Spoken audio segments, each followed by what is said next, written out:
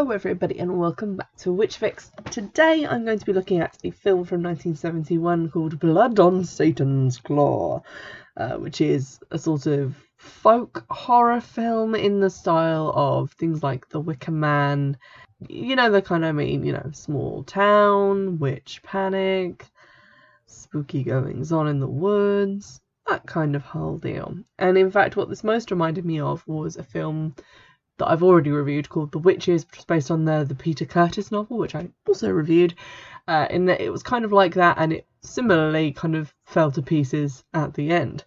However, I do have to say that I did enjoy this one a lot more in the watching of it. I didn't ever really get bored while watching it. I was quite interested in what was going on. I don't know why, because on the surface of it, it does just seem like kind of like a dated old horror film. But there was something about it that was oddly compelling, and we'll get into that in a bit.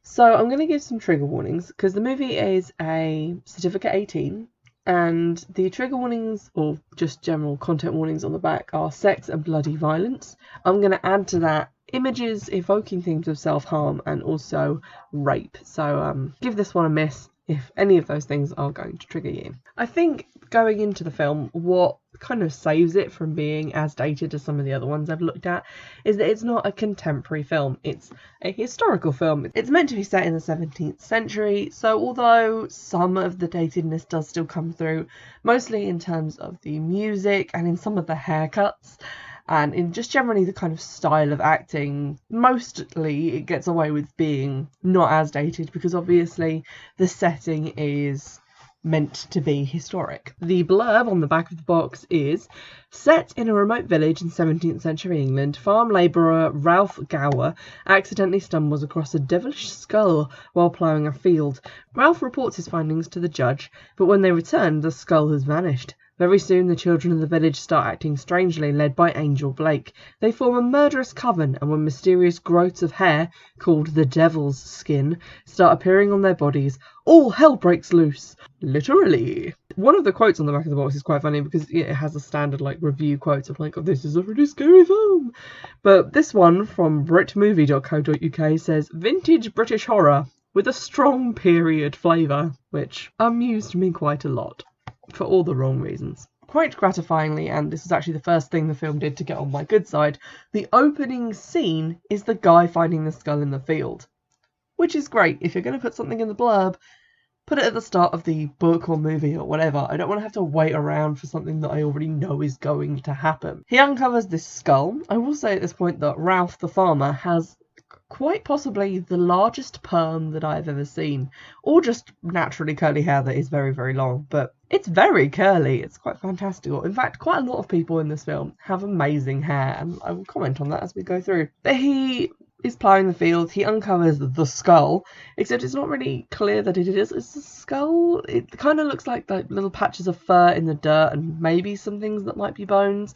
And then we see a completely intact human-looking eyeball with a worm kind of squiggling on top of it. But it is a very intact-looking eyeball. It's not like fogged over in any way. You know, like when you see in films, the eyes kind of look like glassy on dead people, and they're usually kind of like got like a kind of cataract-y looking thing going on over the pupil where they've kind of fogged over in death.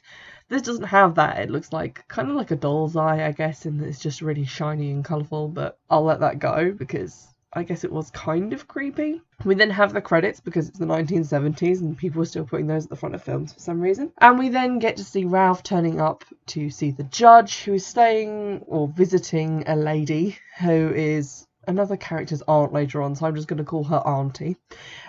So he's visiting Auntie, they're having lunch. Weirdly, there's like a whole ham on the table, but also a small bird in a cage. Don't know why. But Ralph is all like, yo, I found a skull, y'all. And the judge is like, let me get my dope feathered hat and I'll come and look at it. And then, as per the back of the box, when they get back to the field, the skull is gone. So this is all happening quite quickly, following along with the blurb. I'm liking that. And we also get to meet later on in this sort of short section the aunt's nephew, who is called Peter, and he also has luscious long hair, but his is more like straight, but he's definitely like doing a regular hair mask and conditioning routine, so I respect Peter's hair. Peter rocks up with some bird called Rosalind, who's a farmer's daughter, and he's like, I'm marrying her tomorrow, and his aunt is like, but she's common as fuck. And then they have a very tense dinner, and then Rosalind, who's apparently expecting to stay over that night for some odd reason, is told she has to sleep in the attic because it's not seemly for her to obviously share Peter's room, and they can't be bothered to put her up anywhere else. Now, in Rosalind's defence, considering what follows, the attic is quite creepy. There's like boots hanging from the ceiling, but it gives this kind of unsettling impression that there's either people in the rafters about to jump down on you or hanging bodies up there, so that's pretty creepy. However, in the middle of the night, when the judge and Peter are getting quite soundly wasted, Rosalind just starts randomly screaming bloody murder, and we never really find out what she's screaming at, but she continues to scream bloody murder. The aunt then goes upstairs, goes in and slaps her because she's being hysterical, and then comes out screaming that Rosalind scratched her, and she does have big scratch marks all over her face. So they take the next logical step, which is to get a board and nail it to the door to keep Rosalind in the attic while they send for people from an asylum to come take her away. Seems like a little bit of an overreaction, but what do I know? Peter at this point kind of fucking useless, even though this is technically, I guess, his fiancée. He doesn't really do anything except look sad in the background. The next morning, the people from the asylum do come to get Rosalind. They take her away with like a kind of black mini straitjacket wrapped around the top of her arms, but we do see that she now has apparently claws for a hand. They're very long yellowish claws, kind of like a porcupine has, or like a sand slash if you're a fan of Pokemon. And Peter is still useless in the background, but his aunt now has a fever and is put to bed by the doctor. We then get a little scene of 3 country bumpkins just sort of bumpkining around in the recently ploughed field. One of them is Angel from the blurb of the box, and the other 2 are brother and sister called Mark and Kathy, although we won't find this out until later. Angel then spots something in the dirt, picks it up and won't show it to the other 2, but kind of runs off, and they all chase each other back to the village because that's what people, I guess, did for fun in the 17th century. We then come back to the house to find out that Aunt Whoever has actually gone missing, and so worryingly has the bird from the random cage that was on the table during lunch. I did have kind of a problem with this because although they do go out and look for her over the next couple of scenes, they then give up the search and she is then never found or mentioned again. It's very odd. She just kind of disappears, even though the judge said previously that when they were younger he was kind of in love with her, so you think he'd have a vested interest in at least finding her body and burying it properly, but nah, she just disappears and people just stop mentioning it. And now for a rousing Sunday school scene. We basically see a bunch of bored looking kids having Sunday school lessons from a Reverend who has amazing hair, very silky, love it. And they're passing around Angel's discovery, which it turns out is a really long sand slash like claw. The Reverend then basically confiscate this to get them to all pay attention to whatever he's talking about, I forget. And he takes a bag off of her, which also contains what looks like a wishbone from a roast chicken and some other random crap that presumably she has collected. That night, after not finding his aunt, Peter decides that the house is evil, and the best way to go about tackling this is for him to sleep in the attic. Bold move, Peter. Peter comes to regret this bold move because he goes upstairs to the attic and opens the door no problem because the board that they nailed to it is just nailed to the door, not the door frame. So if anything, they've just kind of added an extra bit to the door. He goes to sleep underneath the creepy roof shoes and then is disturbed when a plank in the floor starts to kind of pop up on its own and when all the lights go out. And by this I mean the one tiny candle he has with him goes out, and then I guess someone switched off the lights that were also lighting the room. For some reason he goes down to this plank that keeps lifting itself out of the floor and decides it would be a grand idea to just stick his hand underneath it, at which point something grabs him and tries to like drag him into the floor. Quite freaked out, he manages to get his arm back and then pulls a heavy trunk over the offending floorboard, but then just gets back into the bed in the attic and goes to sleep. Like, nothing's keeping you in the attic, dude. Just go back downstairs to your regular room. where you slept the previous night. I don't know what Peter was doing. Anyway, he has this kind of like weird nightmarish type hallucination where he thinks a long hairy arm with claws on the end is attacking him, so he stabs it a bunch. But when the judge comes in to find out what all the yelling is about, he sees that Peter has actually cut off his own hand. So swing and a miss on the paranormal investigation there. The random and probably pretty unqualified doctor is back, and he suspects that it's witchcraft, even though this time he does actually manage to save the life of Peter. He didn't manage to save the aunt from fever, but he saves the guy who cut off his own hand in the middle of the night, so you've got to give him that. He lends a book on black magic / the identification of evil to the judge, who is kind of sceptical on the whole idea. Meanwhile, Kathy is escorting her brother Mark home.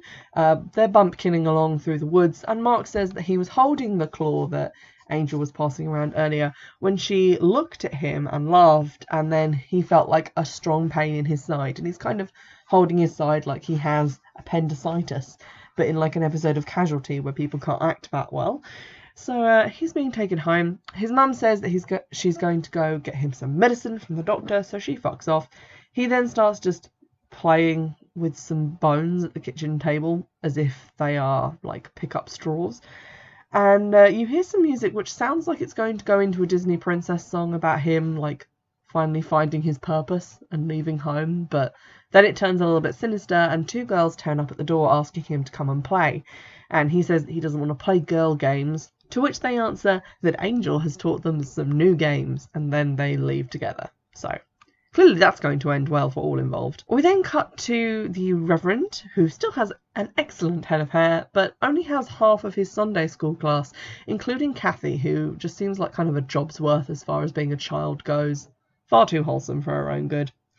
And then some guy in like the front row, who is basically clearly 40. He's had a hard life, but is ostensibly meant to be a child, says that Angel isn't there because she has important things to do. And the Reverend kind of loses it a bit and yells at everybody. The important things to do appear to be that they're all playing blind man's bluff in what looks like an old ruined church, and is confirmed later to be an old ruined church. Mark has a blindfold on and is kind of like chasing the children around, and they're laughing, having a good time. And then you see Angel in the background, and then she kind of comes up in front of him and then ostensibly strangles him, but with a piece of ivy which she puts over the back of his neck like she's helping him put on a scarf, and then doesn't really pull round in the front enough to actually strangle him. Really all she's doing is aggressively scarfing him with ivy, but for the purposes of horror we'll assume that he's been strangled. Meanwhile, Mum is coming home with the medicine, and some guy who's dressed all in green and kind of hiding in the ferns throws a rock to smash the glass bottle she's carrying. They have a short argument, and he says that Mark isn't going to need the medicine anymore because they've locked him in the woodshed. And what they've actually done is killed him and then buried him in the wood pile in the woodshed, which seems all kinds of extra, and I don't really know why they bothered if they were just going to tell his mum where he was anyway. We see the Reverend then writing at his desk that night, and he has a pet rabbit who's like tied with like a little ribbon lead to his desk and just sits on the desk eating parsley, and I felt really sad for this rabbit, but I also kind of wanted a pet rabbit while I was watching this. Not that I would keep it tied to my desk, because that's cruel and he deserves to be punished. Anywho, Angel visits the cleric and he's like, why weren't you at Sunday school? And she takes off her cloak to reveal that she's basically naked and just wearing a nightdress. And then she removes the nightdress to show that she is naked and tries to essentially tempt him and try and get him to play their games with them. He kind of offers up, I would say, something that looks like 30% resistance, but then strengthens and tells her to leave, and she says that they killed Mark because he had the devil in him, so they cut it out. Now the next scene is Mark's funeral, which Angel is attending, which I found very weird, and this suggested to me that the Reverend hadn't actually told anyone that she had appeared to him, tried to seduce him, talked about the devil a bunch, and then admitted murder. And I'm pretty sure at least 2 of those things is a crime, but apparently he told no one. Angel then looks at Kathy, and Kathy appears to suffer the same pain in the side as her brother did, so it's not looking great for her, and I can't find it in myself to care really because Kathy is such a goody-goody two-shoes that I just don't want her in the movie anymore. Angel and her dad then tell the squire that the Reverend got her naked and then attacked her, and then he said that if she didn't go along with it, she'd end up like Mark. So they've done a pretty good smear job on the Reverend, and the Squire marches off to arrest him. Kathy goes off to pick flowers for her brother's grave because I guess she's just a great person. And then Robin Hood and the 40-year-old Sunday schooler appear and say they know where there are some better flowers with long stems. So she goes with them because clearly they know a lot about flowers, and they lead her off into the woods. Now, Kathy appears to be the girlfriend or love interest of Ralph, the farmer from the opening of the film. Now, Ralph looked like he was about 40, and Kathy does look like she's about 15, but I'm prepared to just forget that as far as historical accuracy goes. And he hears her screaming in the woods when it becomes very clear that the boys who are leading her into the woods have not her best interests at heart.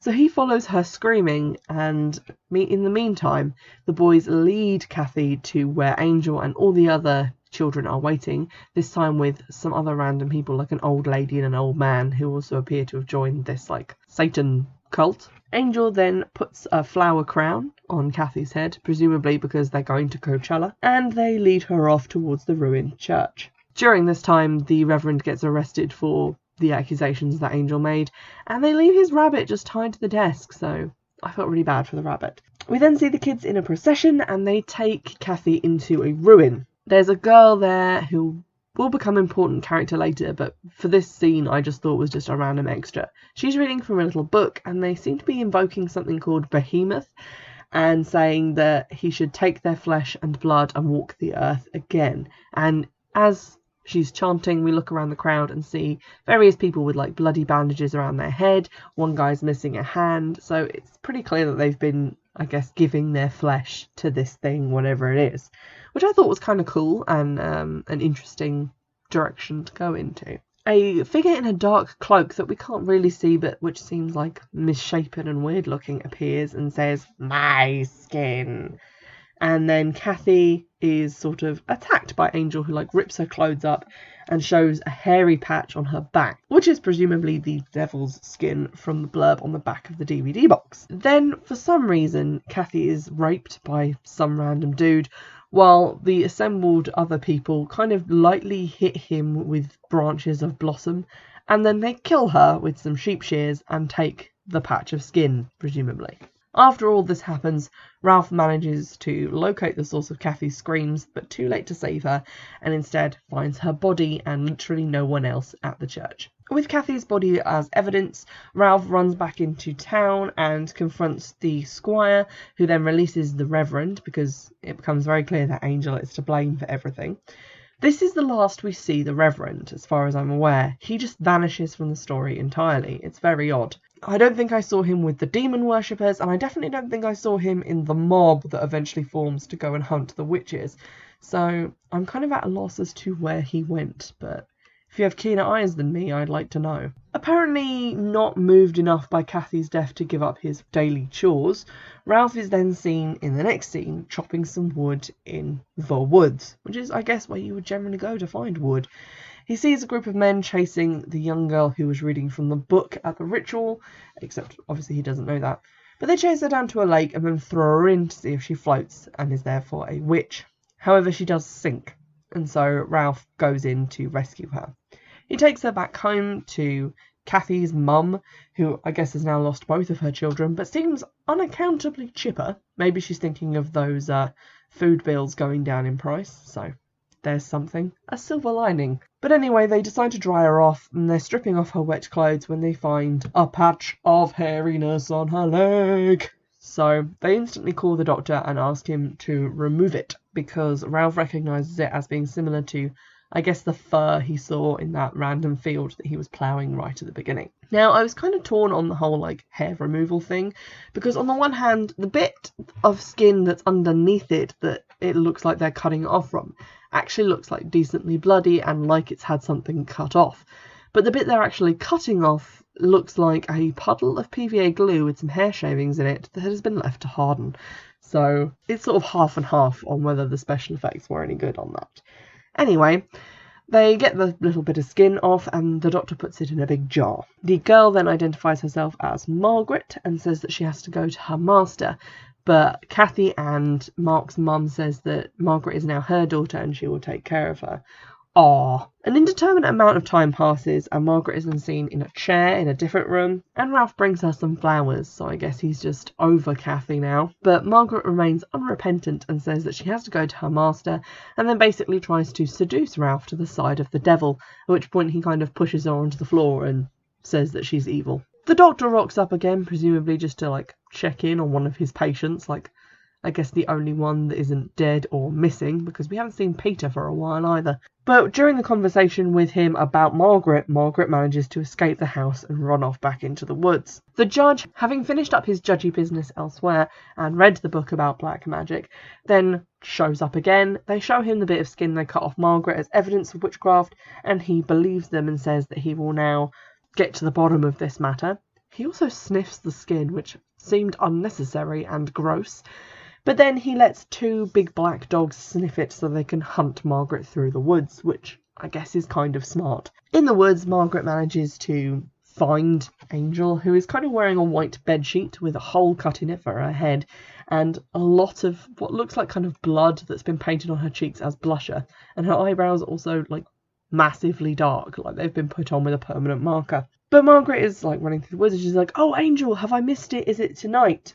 Except Angel seems not prepared to take Margaret back into the fold, and Margaret steps in a bear trap, which kind of stops her from following Angel. So Angel leaves her behind to be savaged by dogs. It was actually quite amusing to watch Angel at this point, because the actress doesn't have shoes on, but she has to walk down a kind of chalk slope to get to where Margaret is in the bear trap.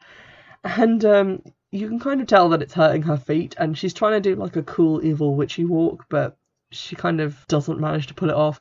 Even less so when the camera shows her like climbing back up that same ledge on the way back, because it's very rocky and it doesn't look like it would be very nice to walk on in bare feet. But there you go. While interrogating Margaret about what she may or may not have told her captors, Angel rucks up her skirt and discovers that the patch of devil's skin from Margaret is missing. So she's not going to be any use in the ritual they're doing, I guess, and that's why she leaves Margaret behind. Margaret is then apprehended and taken to a barn.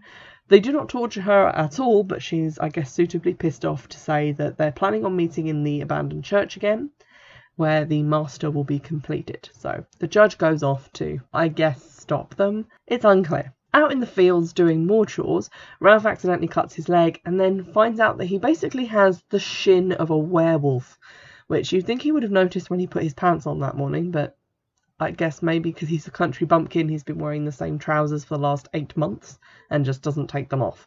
But yeah, he's got a mass of like grey fake fur growing out of his leg. So he runs back to Kathy's mum's house, swears her to secrecy about it, and locks himself in the upstairs room.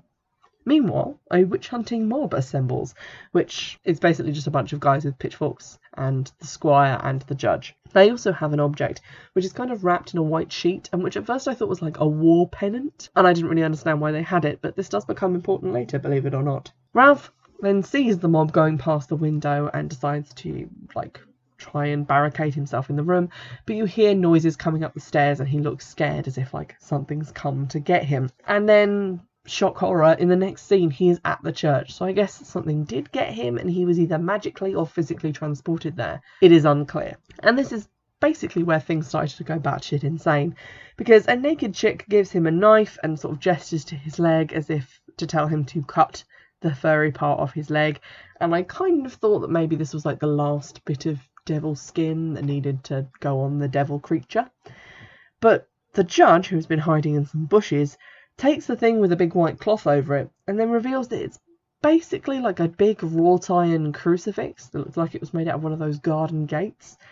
Angel sees this, screams and runs off, but then gets pitchforked to death, so I guess she's gone.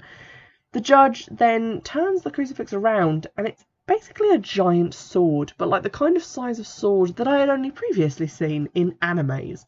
Like the kind you would have to run, like drag along the ground as you are Naruto running into the distance. It's massive. He chases the other cultists with the sword, then corners the cloaked figure of, I guess, Satan, stabs it, and then lifts it up into the air on his sword and throws it into the fire that the ritual was taking place around. Ralph then looks down at his leg and sees that it's now hairless and fancy-free. Then we see the judge's face through the flames, it freeze frames on that image, and then the credits roll. So I was kind of expecting the great big hairy beast monster thing to be the aunt from the beginning, who had obviously been infected first by Rosalind, and then maybe she was like growing hair all over and was becoming like the vessel of the beast. But that didn't happen. I will say that what did happen didn't make a huge amount of sense to me. The overall plot of the film I followed well enough. It made sense going through, and I was genuinely interested in this kind of weird hold that Angel had over all of the like children and other people who were joining this cult, and what the cause of these like hairy devil skin patches might be. And it was kind of an interesting idea because it was sort of combining elements of body horror with elements of like folk horror and satanic ritual themed horror films. So that kept me interested, and the acting was quite good. So I was kind of invested in Ralph's character because he seemed to be like the most featured in the film, but also Angel because obviously a lot was going on with her and she was just generally quite compelling in the scenes that she was in. So I wouldn't say it was a bad film. I will just say that the ending didn't really do the rest of the film justice. It kind of made me think of the ending of The Witch, like the recent film The Witch, because at the end of that, after being kind of worn down by all this like devil stuff and witch stuff, Thomasine like gives herself over to the evil, and basically the devil wins, I guess you could say, at the end of that film, or she just goes crazy depending on your interpretation. And I feel like that's what this film is missing. They have to pull this like big good wins with the giant crucifix sword out of the bag at the end, and in the end I didn't really believe this kind of out of shape judge who'd been absent for most of the film could just turn up with a sword and essentially just stab Satan to death. It kind of cheapened what up until that point had been quite a creepy and atmospheric film. So I guess what I'm saying is I would have been happier if they just succeeded and then all the remaining townspeople had been murdered, because I guess that would have felt like the ending that would naturally follow the rest of the movie. I also didn't really like the fact that several characters just disappeared. So we don't see the aunt again after she goes missing. She's not really brought back into the story. To my knowledge, we don't see the Reverend again either. He just kind of vanishes when Ralph shows up with Kathy's body. You kind of maybe think that he would be involved on at least one side of this conflict. Similarly, Peter, although featured quite prominently at the start of the film, is missing. Also, it's never really explained what is under the floorboard. It kind of feels like that's from a separate movie about maybe a haunted house. Also, it's unclear as to what actually happened to Rosalind to make her like grow a beast arm overnight, because at first I thought maybe the judge or the aunt was a witch and was sort of in on it and had put her in the attic to intentionally torment her because they didn't want her to marry Peter, but that's never confirmed, so I guess that didn't happen. She just goes to sleep in the attic. Apparently something under the floorboard drives her insane and makes her grow a furry arm overnight. So that kind of feels like they were maybe mixing two different plot ideas together and they didn't really work that well. But the core like part of the plot, the kind of children of the corn element with like Angel and her little coven and them trying to raise this beast, that's quite a good idea, and I think given a satisfactory ending would have been a really good movie.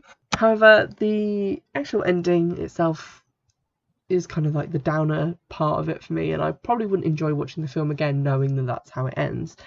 But up until that point I was quite enjoying it. I was enjoying quite a lot of like, it wasn't necessarily like creepy or scary, but there was enough kind of freaky stuff happening to kind of draw me in, and it had that right mix of like the erotic and the weird to be kind of creepy but not in the scary way, if you understand what I mean, in that kind of Hellraiser sense where it's kind of mixing those two things together and it leaves you feeling like a little bit nauseous but you're not entirely sure why, that kind of whole deal. So I did actually quite appreciate that element of it as a horror film, but again, I was left a little bit unsatisfied on the witchy elements because no one was really like an out-and-out witch doing magic, although we did get quite a few good ritual scenes out of it, and Angel herself was kind of compelling enough to give it that witchy vibe. So I would say if you're like a fan of those kind of culty horror films from like 30, 40 years ago,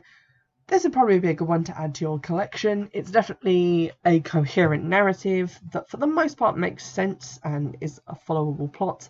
The acting's pretty good, although the soundtrack kind of reminded me of old Star Trek at points, because it was just that kind of like weird, vaguely synthesized music that you kind of expect Captain Kirk to appear to. Although that kind of lets it down, I think the period setting kind of negates quite a lot of the datedness, so it's quite watchable. As I said, the acting is quite good. The dialogue is pretty much all written really well. There weren't any clanger lines that just jumped out at me as being ridiculously stupid. So it's got that going for it.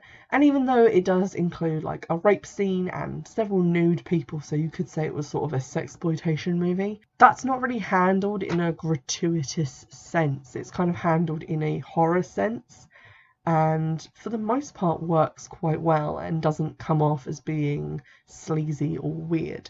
Basically, I'm saying this film is what The Witches would have been if it had been made competently, and if the book it had been based on was also sort of written slightly better.